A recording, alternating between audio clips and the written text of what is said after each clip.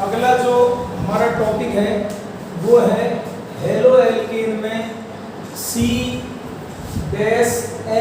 बंध की प्रकृति। यह जो X है वो हेलोजन है। X बराबर फ्लोरीन भी हो सकता है, क्लोरीन भी, ब्रोमीन भी और आयोडीन भी। तो आज हम चर्चा करेंगे कि जो हेलो एल्केन होता है उसमें कार्बन और हेलोजन के बीच जो बंध है उस बंध की प्रकृति क्या है। तो आप देखिए ये एक हेलो एल्केन है। कार्बन 4 बंध बना रहा है, 3 तो हाइड्रोजन से जुड़ा हुआ है और 1 क्लोरीन से या हेलोजन परमाणु से जुड़ा हुआ है। हमें इस बंध के बारे में चर्चा करनी है, तो मैं आपको बता देता हूं। यह देखिए कार्बन जो है वो 4 सिग्मा बंध बना रहा है और कार्बन जब 4 सिग्मा बंध बनाता है तो यह कार्बन sp3 संकरित कार्बन है। ये sp3 संकरित कार्बन है। तो जो कार्बन है उसमें sp3 संकरण हुआ है। sp3 संकरण का मतलब होता है 4 संकरित कक्षक हैं। ये 4 संकरित कक्षक, इसमें ये जो कार्बन है इसके चारों संकरित कक्षकों में एक इलेक्ट्रॉन है। ये जो एक पाली दर्शाई गई है ये एक संकरित कक्षक है sp3 संकरित कक्षक। क्योंकि साहब हमने 11th क्लास में पढ़ा है कि जब कार्बन 4 सिग्मा बंध बनाता है तो वो sp3 संकरित होता है। तो ये sp3 संकरित कक्षक है, यानी कार्बन के पास 4 sp3 संकरित कक्षक हैं, चतुष्फलकीय विन्यास में व्यवस्थित हैं। मैंने यहाँ एक वर्ग समतलीय बनाई है परंतु ये चतुष्फलकीय है। हाइड्रोजन का इलेक्ट्रॉनिक विन्यास 1s1 होता है, अर्थात S जो कक्षक है गोलाकार उसमें एक इलेक्ट्रॉन है। अब क्या होगा, हाइड्रोजन का एक S कक्षक कार्बन के sp3 संकरित कक्षक से अतिव्यापन करेगा। तो ये साहब अतिव्यापन हो गया। ये हाइड्रोजन का S कक्षक है जो गोला बनाया हुआ है और ये जो पालीनुमा है ये कार्बन का sp3 संकरित कक्षक है। अतिव्यापन हुआ, सिग्मा बंध का निर्माण हुआ। अतिव्यापन का नाम हो जाएगा sp3s अतिव्यापन। इसी प्रकार दूसरा हाइड्रोजन परमाणु का 1s कक्षक कार्बन के दूसरे संकरित sp3 कक्षक से अतिव्यापन करेगा, सिग्मा बंध बन गया। इसी प्रकार कार्बन का जो तीसरा sp3 संकरित कक्षक है वो तीसरे हाइड्रोजन परमाणु के s कक्षक के साथ अतिव्यापन करेगा, फिर सिग्मा बंध बन गया। अर्थात 3 सिग्मा बंध तो ये बन गए। अब जो मुख्य बात हमें करनी है वो करनी है कार्बन और हेलोजन के बीच बंध कैसे बना। तो आप देखिए, मान लो ये क्लोरीन हेलोजन परमाणु है, परमाणु क्रमांक 17 1s2 2s2 2p6 3s2 3p5। अर्थात आप देखिए इसका जो भाइटल कोश है इसमें 3s तो पूरा भरा हुआ है और जो p कक्षक है 3p, इसमें 5 इलेक्ट्रॉन है, अर्थात क्लोरीन के पास एक p कक्षक ऐसा है जो जिसमें 1 इलेक्ट्रॉन है। क्लोरीन के पास एक p कक्षक ऐसा है जिसमें 1 इलेक्ट्रॉन है, अर्थात अयुग्मित इलेक्ट्रॉन है, वो p कक्षक ले रहा। p कक्षक की ज्यामिति डमलाकार होती है, तो ये 3p कक्षक है क्लोरीन का, जिसमें 1 इलेक्ट्रॉन है। तो क्लोरीन का p कक्षक, क्लोरीन का p कक्षक कार्बन के sp3 संकृत कक्षक के साथ अतिव्यापन करेगा। तो आप देखिए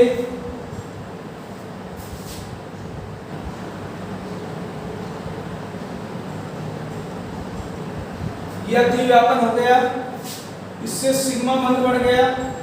ये जो डमलाकार नीले ब्लू रंग से मैंने ब्लू रंग की स्याही से जो डमलाकार कक्षक बनाया है, ये क्लोरीन का p कक्षक है।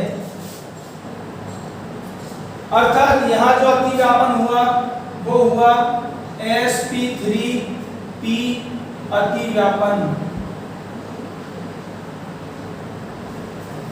तो हमारे सामने ये बात, पहली बात तो हमने ये समझी कि कार्बन और हैलोजन के बीच जो बंध का निर्माण हुआ है हेलो एल्केन में, कार्बन और हैलोजन के बीच जो बंध का निर्माण हुआ है वो sp3p अतिव्यापन के फलस्वरूप हुआ है। या sp3 संकृत कक्षक तो कार्बन का है और p कक्षक हैलोजन का है, क्लोरीन का है। तो पहली बात तो हमें ये लिखनी है, यदि हमसे प्रश्न पूछ लिया जाए कि हेलो एल्केन में कार्बन और हैलोजन बंध की प्रकृति बताइए, तो सबसे पहले हमें यह डायग्राम बनाना है और इसमें इसको बताना है कि भाई कार्बन और हैलोजन के बीच जो बंध निर्माण हुआ है वो sp3p अतिव्यापन के फलस्वरूप हुआ है, जिसमें sp3 संकृत कार्बन तो sp3 कक्षक कार्बन का है और p कक्षक हैलोजन का है। इसके बाद आप देखिए कि ये तो कार्बन sp3 संकृत कार्बन और ये हैलोजन। अब साहब हैलोजन की विद्युत ऋणता कार्बन से ज्यादा है, हैलोजन की विद्युत ऋणता कार्बन से अधिक है। तो ये जो बंध के इलेक्ट्रॉन हैं, ये जो 2 इलेक्ट्रॉन हैं, जिसमें 1 इलेक्ट्रॉन कार्बन का है और 1 हैलोजन का है, तो हैलोजन की विद्युत ऋणता अधिक होने के कारण हैलोजन परमाणु बंध के इलेक्ट्रॉनों को अपनी ओर आकर्षित कर लेती है, जिससे हैलोजन पर आंशिक ऋणावेश और कार्बन पर आंशिक धनावेश आ जाता है। अब आप देखिए बंध का जो निर्माण हुआ है वो निर्माण तो इस प्रकार हुआ है कि 1 इलेक्ट्रॉन कार्बन का 1 क्लोरीन का, अर्थात बंध तो ये सहसंयोजक है, परंतु हैलोजन परमाणु की विद्युत ऋणता कार्बन से अधिक होने के कारण कार्बन पर आंशिक धनावेश और हैलोजन पर आंशिक ऋणावेश आ गया, अर्थात इस बंध की प्रकृति कैसी हो गई? ध्रुवीय। ये दूसरा पॉइंट है कि ये बंध ध्रुवीय प्रकृति का होता है, एक सिरे पे आंशिक धनावेश है और दूसरे सिरे पे आंशिक ऋणावेश है। अब आप देखिए कार्बन क्लोरीन के साथ बंध बना रहा है, कार्बन क्लोरीन के साथ भी बंध बना रहा है, कार्बन ब्रोमीन के साथ भी बंध बना रहा है और कार्बन आयोडीन के साथ भी बंध बना रहा है। कार्बन परमाणु तो समान है, परंतु हैलोजन परमाणु भिन्न भिन्न है। तो क्लोरीन से क्लोरीन की ओर आओगे, क्लोरीन से ब्रोमीन की ओर आओगे, ब्रोमीन से आयोडीन की ओर आओगे, तो आकार में वृद्धि होगी। हैलोजन परमाणु के आकार में क्या हुई है? वृद्धि। और आकार बढ़ेगा तो C-X बंध की लंबाई में भी क्या होगी? वृद्धि। अर्थात सबसे बड़ा जो बंध लंबाई होगी, सबसे अधिक जो बंध लंबाई होगी वो C-I के मध्य होगी। तो ये जो टॉपिक है वो है हेलो एल्केन में C-X बंध की प्रकृति। यदि ये पेपर में आ जाता है तो मूल रूप से हमें दो ही बात लिखनी है, ये डायग्राम बनाना है। एक तो अतिव्यापन के बारे में बताना है कि किस अतिव्यापन के फलस्वरूप ये बंध बना है, और दूसरी बात हमें ये बताना है कि भाई ये ध्रुवीय प्रकृति का होता है बंध। क्यों? क्योंकि कार्बन से अधिक विद्युत ऋणता होती है हैलोजन परमाणु की, इसलिए बंध के इलेक्ट्रॉन हैलोजन की ओर विस्थापित हो जाते हैं और बंध की प्रकृति ध्रुवीय हो जाती है। देखिए अगला जो टॉपिक है हेलो एल्केन के निर्माण की विधियां, यानी हेलो एल्केन का निर्माण, विघटन यानी निर्माण किस प्रकार किया जाता है। ध्यान से आपको समझना है। सबसे पहली विधि है एल्केन से। एल्केन से आप देखिए एल्केन से हेलो एल्केन कैसे बनाई जाती है। तो मैं आपको बताता हूं, यदि मेथेन CH4, मेथेन की क्रिया सूर्य के प्रकाश में क्लोरीन के साथ कराई जाए, ये H जो लिखा हुआ है ये सूर्य का प्रकाश है, यानी मेथेन की क्रिया सूर्य के प्रकाश में हमने क्लोरीन के साथ कराई। तो मेथेन की क्रिया जब सूर्य के प्रकाश में क्लोरीन के साथ कराते हैं तो आप देखिए, मैं आपको समझाता हूं, ध्यान से समझना। कार्बन H H H और H मेथेन, और इधर है क्लोरीन, सूर्य का प्रकाश है। अब सर सूर्य के प्रकाश में क्या होता है, ये जो बंध टूटता है, जो बंध है ये बंध सम्मान से टूटता है, सम्मांश विदलन। सम्मांश यानी ये समान बराबर टूटेगा, बराबर टूटेगा। तो एक इलेक्ट्रॉन इस क्लोरीन के पास और एक इलेक्ट्रॉन इस क्लोरीन के पास। अब ये जो ये तीर का निशान मैंने लगाया है, ये आधा तीर है, पूरा तीर ऐसे होता। ये जो तीर का निशान है ये आधा है, जिसे फिश हुक बोलते हैं, मछली पकड़ने का कांटा। तो ये जो तीर का निशान जो बता रहा है वो बता रहा है एक इलेक्ट्रॉन की गति को, और ये पूरा जो तीर होता है वो दो इलेक्ट्रॉन की गति को बताता है। तो सूर्य के प्रकाश में सम्मांश विदलन होगा। सम्मांश विदलन जब होता है तो आप देखिए इस Cl के पास एक इलेक्ट्रॉन पहुंच गया और इस Cl के पास भी एक इलेक्ट्रॉन पहुंच गया। ऐसी नई जाति, ऐसी स्पीसीज जिस पर एक अकेला इलेक्ट्रॉन होता है, इसे मुक्त मूलक कहते हैं। तो साहब ये मुक्त मूलक बन गया। इसी प्रकार यहां भी कार्बन और हाइड्रोजन के बीच सम्मांश विदलन होगा। तो साहब ये मैंने तीर के द्वारा बता दिया। तो यहां भी देखिए आप CH3 मुक्त मूलक बन गया और ये H मुक्त मूलक बन गया, और उधर क्लोरीन मुक्त मूलक है। मुक्त मूलक बहुत ज्यादा क्रियाशील होते हैं, तो इसके साथ तो क्लोरीन मुक्त मूलक जुड़ जाएगा, एक इलेक्ट्रॉन इसका एक इसका, ये बंध बन गया। और ये दूसरा क्लोरीन मुक्त मूलक हाइड्रोजन मुक्त मूलक के साथ जुड़ जाएगा, ये HCl बन गया। अब देखिए आप हेलो एल्केन यानी क्लोरो मेथेन का निर्माण हो गया।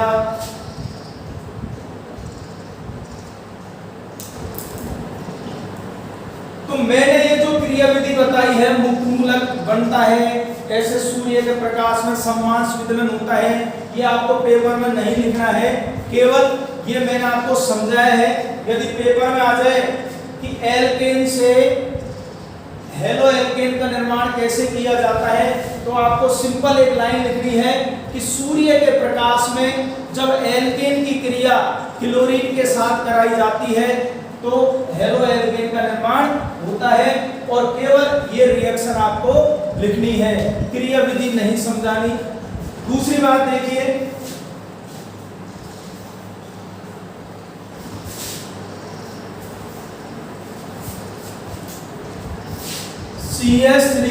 CH3 कोई एल्केन है, एथेन,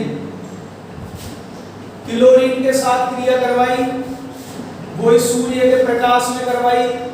आपको पता है H हटेगा और H हटकर Cl वहां आएगा, तो CH3 CH2 Cl।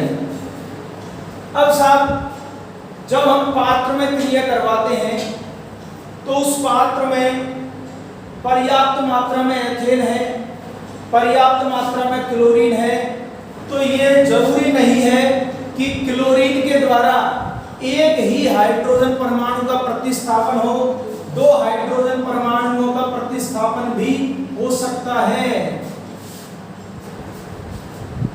3 हाइड्रोजन परमाणुओं का प्रतिस्थापन भी हो सकता है। अर्थात इस विधि के द्वारा एक से अधिक हेलो एल्केन प्राप्त होते हैं।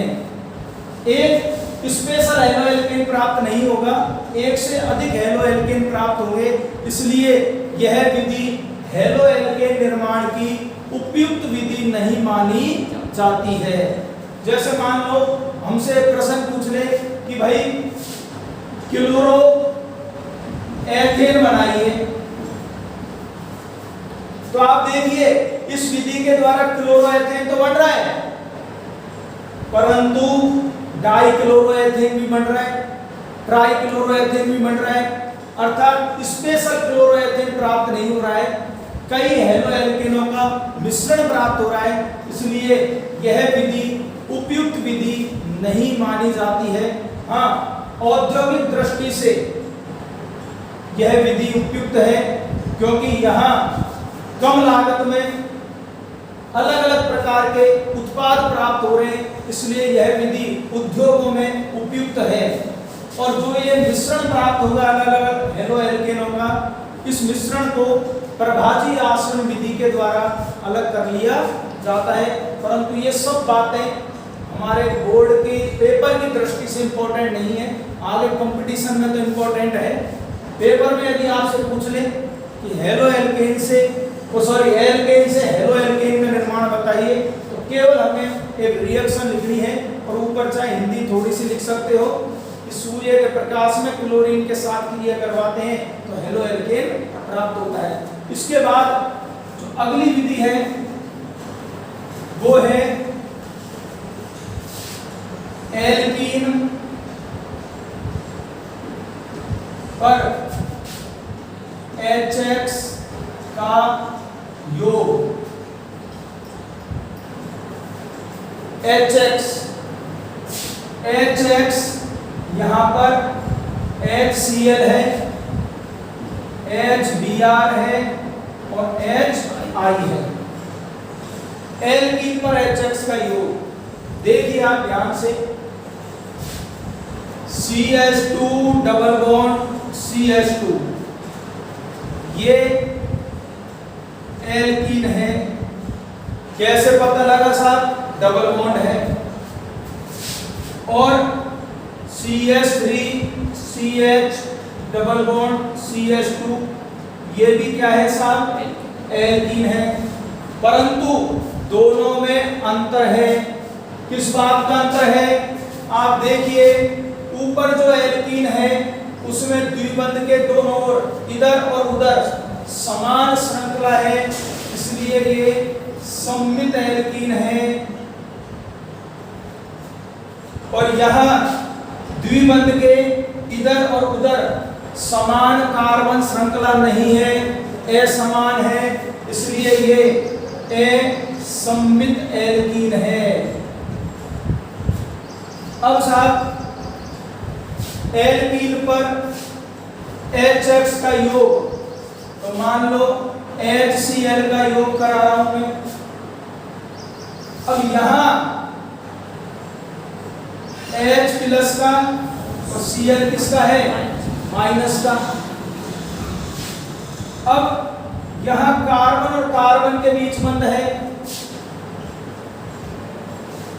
तो भाई हमने पढ़ रखा है कि समान परमाणुओं के बीच जो बंध होता है और वो बंध जब टूटता है तो सम्मांश विखंडन होता है, सम्मांश।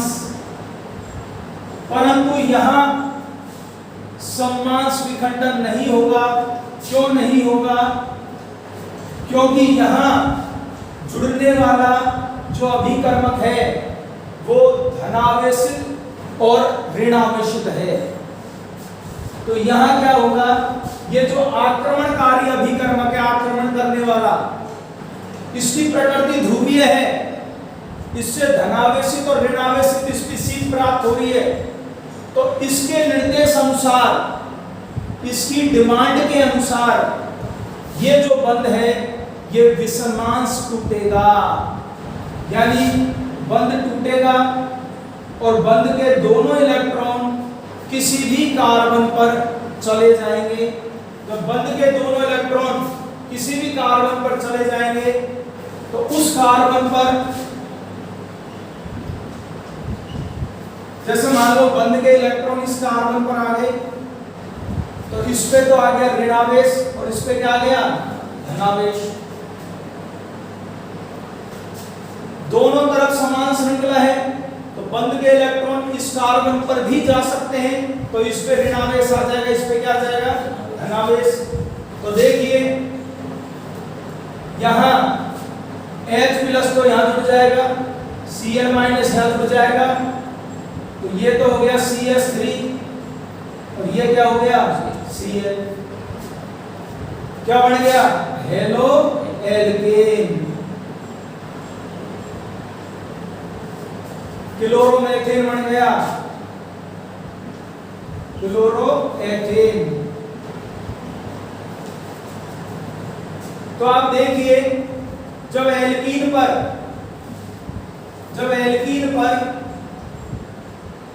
HCl का योग कराया जाता है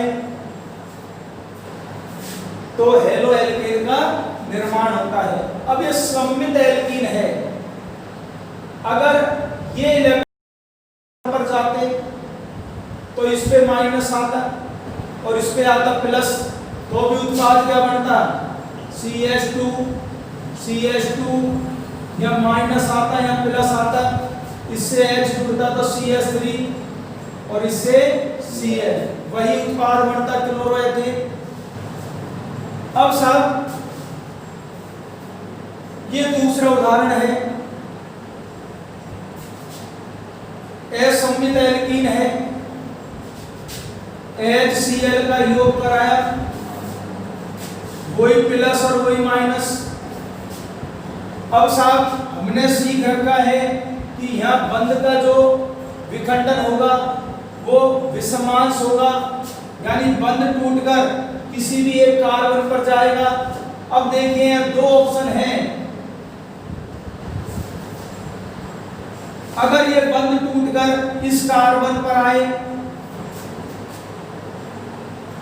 तो देखिए CH3 CH और साथ CH2, इस पे आएगा प्लस और इस पे क्या आएगा, माइनस। और यदि ये बंध मान लो टूटकर इस कार्बन पर इलेक्ट्रॉन पहुंच जाए तो फिर ये स्थिति बनेगी CH3 CH CH2, ये माइनस का और ये किसका, प्लस का। अब यह जोड़िए H प्लस को इससे जुड़ जाएगा तो CH3 हो गया H प्लस और ये माइनस तो हो गया उदासी, Cl उधर जुड़ेगा तो ये Cl जुड़ गया, बढ़ गया 1 क्लोरो प्रोपेन।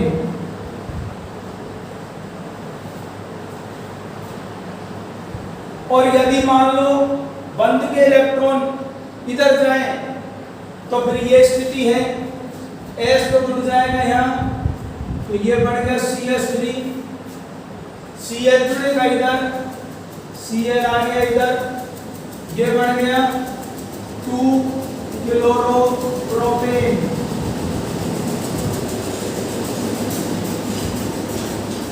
तो साहब आप देखिए जब असममित एल्कीन पर HX का योग कराते हैं तो दो प्रकार के उत्पाद प्राप्त हो रहे हैं।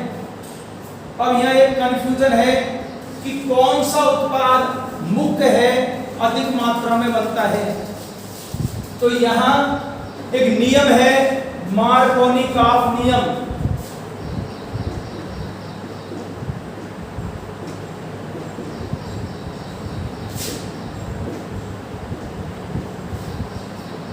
इस नियम के अनुसार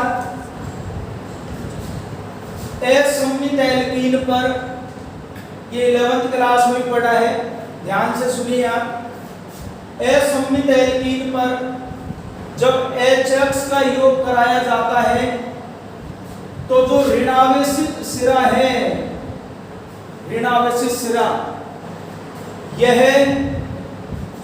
द्विबंध के उस कार्बन पर जुड़ेगा जिस पर हाइड्रोजन परमाणु की संख्या कम है।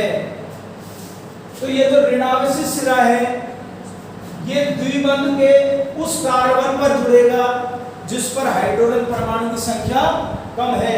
तो द्विबंध ये रहा, इससे संबंधित ये दो कार्बन है, यहाँ हाइड्रोजन परमाणु की संख्या 1 है और यहाँ हाइड्रोजन परमाणु की संख्या 2 है। तो मार्कोनिकॉफ के नियम अनुसार ये जो ऋणावेशित सिरा है ये उस कार्बन पर जुड़ेगा जिस पर हाइड्रोजन परमाणु की संख्या कम है। तो भाई Cl यहाँ जुड़ेगा, तो इस हिसाब से 2 क्लोरोप्रोपेन ये मुख्य उत्पाद है जो अधिक मात्रा में बनेगा और यह अल्प मात्रा में बनेगा। तो प्यारे बच्चों ये बात ध्यान में रखने की है कि सममित एल्कीन पर जब HX का योग कराते हैं तो आप किसी भी कार्बन पर, द्विबंध के किसी भी कार्बन पर हाइड्रोजन जोड़िए चाहे क्लोरीन जोड़िए, उत्पाद एक ही बनेगा। परंतु असममित एल्कीन पर जब HX का योग कराते हैं तो दो उत्पाद बनते हैं। अब इनमें से कौन सा उत्पाद मुख्य है ये निर्भर करता है मार्कोनिकॉफ नियम पर। इस नियम के अनुसार HX का जो ऋणावेशित भाग है वह द्विबंध के उस कार्बन पर जुड़ेगा जिस पर हाइड्रोजन परमाणु की संख्या कम है। तो इस हिसाब से 2 क्लोरोप्रोपेन अधिक मात्रा में बनेगा, यह एक मुख्य उत्पाद है। एक बात और ध्यान में आपको रखनी है, मैं इसी को एल्कीन को दोबारा लिखता हूं CH3 CH double bond CH2, ये वही असममित एल्कीन है।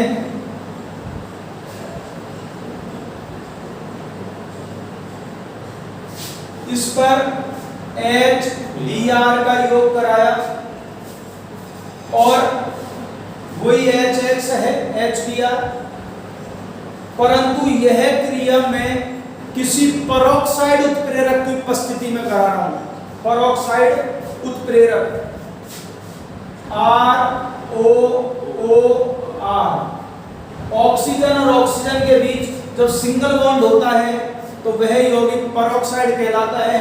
जैसे हमने 9वीं 10वीं क्लास में H2O2 पढ़ा है, HOO H, peroxide, hydrogen peroxide.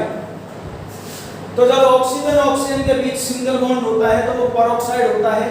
तो भाई मैंने इसी असममित एल्कीन पर HBr का योग कराया है पेरोक्साइड उत्प्रेरक की उपस्थिति में। तो जब पेरोक्साइड उत्प्रेरक की उपस्थिति में HBr का योग कराते हैं तो यह क्रिया मार्कोनिकॉफ नियम के विपरीत होती है। यह क्रिया मार्कोनिकॉफ नियम के विपरीत होती है। तो भाई मार्कोनिकॉफ नियम तो ये कहता है कि ऋणावेश सिरा उस कार्बन पर जुड़ेगा, द्विबंध के उस कार्बन पर जुड़ेगा जिस पर हाइड्रोजन परमाणु की संख्या कम है। तो जब विपरीत बात करें अपन, विपरीत, तो विपरीत का मतलब हो गया ऋणावेशित सिरा द्विबंध के उस कार्बन पर जुड़ेगा जिस पर हाइड्रोजन परमाणु की संख्या अधिक है। तो फिर अब उत्पाद क्या बनेगा?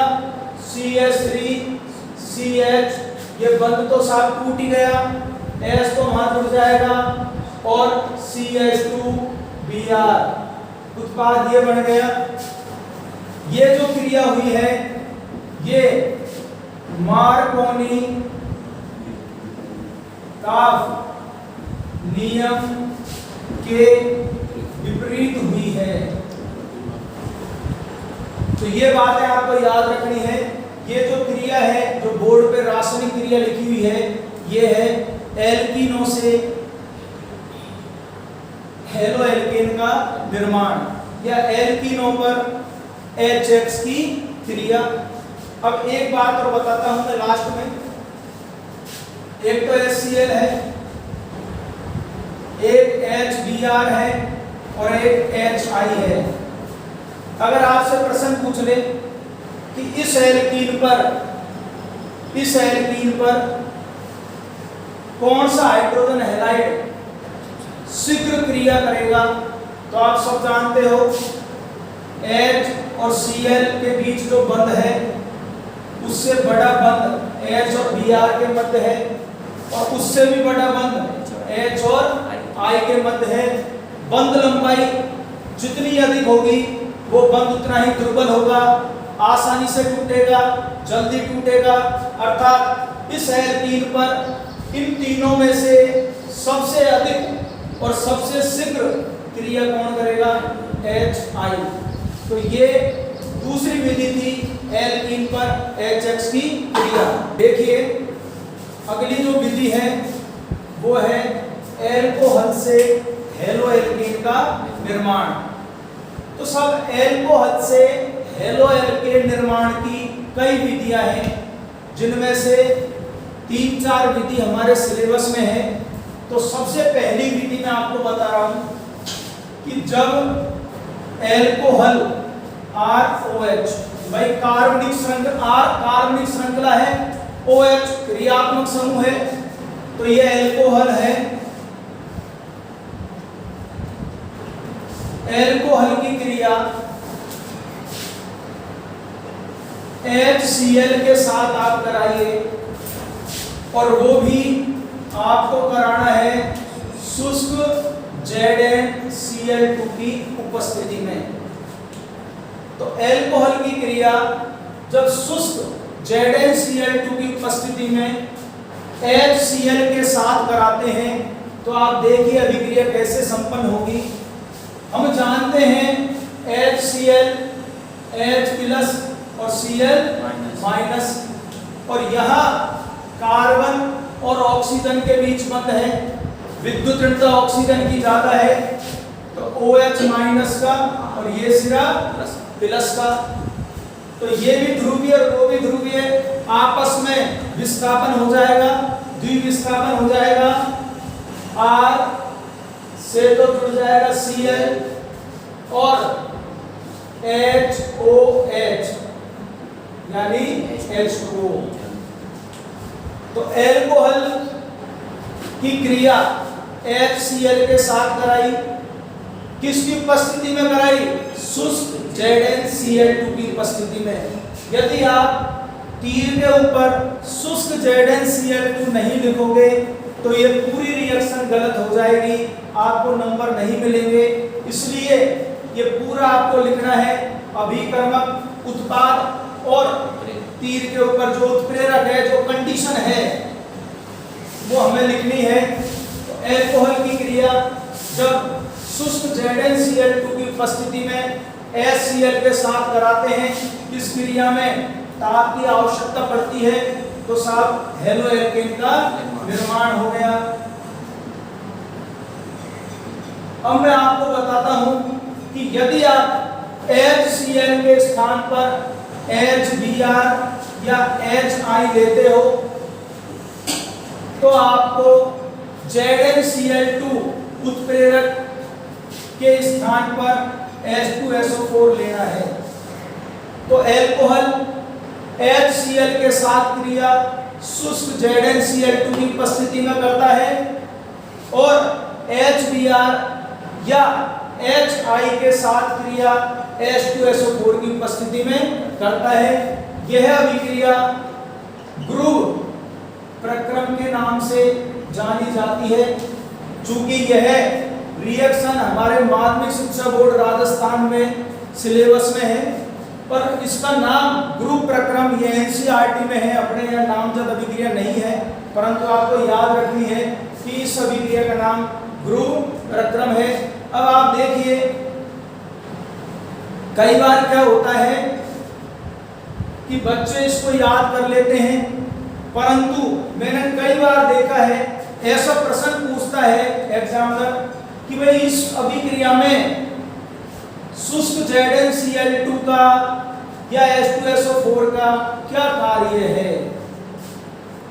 ऐसा प्रश्न पूछा गया है। अभी कल जब पढ़ेंगे अपन तो श्वार्ट्ज और फिंकलस्टाइन अभिक्रिया आएगी, उसमें प्रश्न पूछा गया है माध्यमिक शिक्षा बोर्ड में कि शुष्क एसीटोन का क्या कार्य है।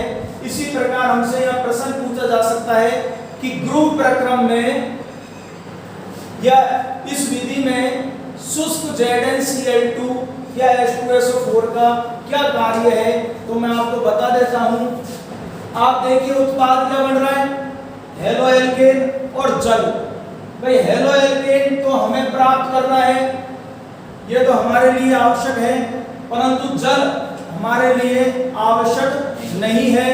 तो ये जो शुष्क ZnCl2 या H2SO4 है, ये जल को अवशोषित कर लेते हैं, जिससे हमें शुद्ध हेलोएल्केन प्राप्त हो जाता है। तो ये विधि थी एल्कोहल से हेलोएल्केन निर्माण की एक विधि थी। अब आपको एक नॉलेज के लिए बता देता हूं कि HCl और शुष्क ZnCl2 का मिश्रण ल्यूकास अभिकर्मक कहलाता है।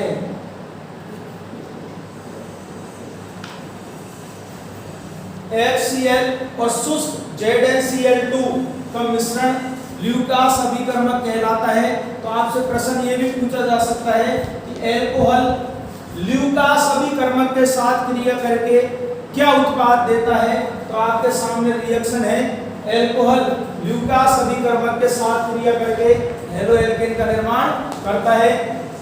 ये सब बातें जो आज मैंने आपको रिएक्शन समझाई है, ये माध्यमिक शिक्षा बोर्ड का मैटर भी है इनमें और अपने NCERT का भी मैटर है। कल बची और रिएक्शन में आपको बताई जाएगी।